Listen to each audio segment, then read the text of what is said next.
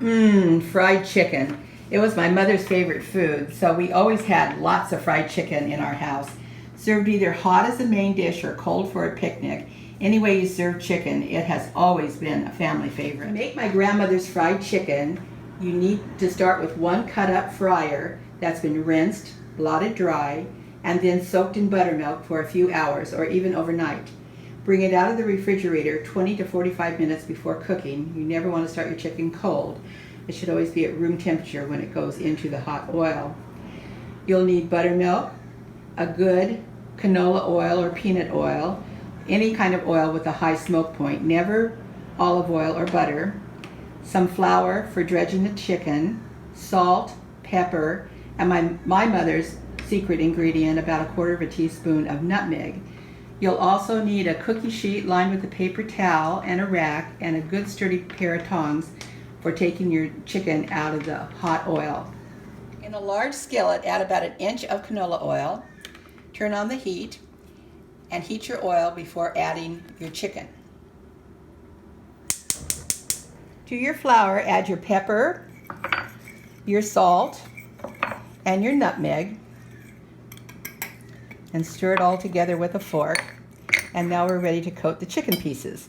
I'm dredging our chicken pieces that have been soaked in buttermilk. If you don't have buttermilk, and most households probably don't have buttermilk, it's very easy to make your own substitute for buttermilk, and that is by taking a scant cup of milk, adding 1 tablespoon of white vinegar, stirring it and letting it sit for 5 minutes. And that will, or you could use lemon juice as well. It's exactly the same thing, and it adds a buttermilk. It adds the acidity that you're looking for in a recipe. For example, if you're doing a buttermilk biscuit recipe and you don't have buttermilk, you can use that little trick. Or anything else that needs an acid to activate the baking soda or baking powder, and that's what the buttermilk does, or the sour milk does. So now that we have our beautiful pieces of chicken coated in flour, and one more to go here, we're ready to put in the frying pan, and I can hear our oil over there is snapping and telling us that it is really ready to have chicken added to it. Our oil is at the perfect temperature, and you can hear it snapping and crackling. You want to add your pieces skin side down all the way around. You don't want to crowd them. You want to make sure that you leave ample room so that you can turn the pieces as they're cooking. 2 more pieces to go.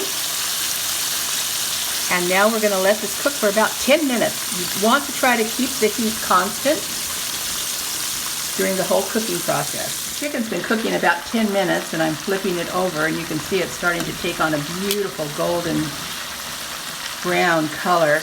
It's been about 10 minutes, so it needs to cook 10 more minutes on this side. Total cooking time, depending on the size of your chicken, will be somewhere between 20 and 25 minutes. Our chicken has been cooking for about 22 minutes, and it looks like it's ready to come out of the pan. So I'm going to move it over to the rack. Of course, fried chicken has its origin in the southern states. We all know that, but the first recorded recipe wasn't recorded until about 1830s.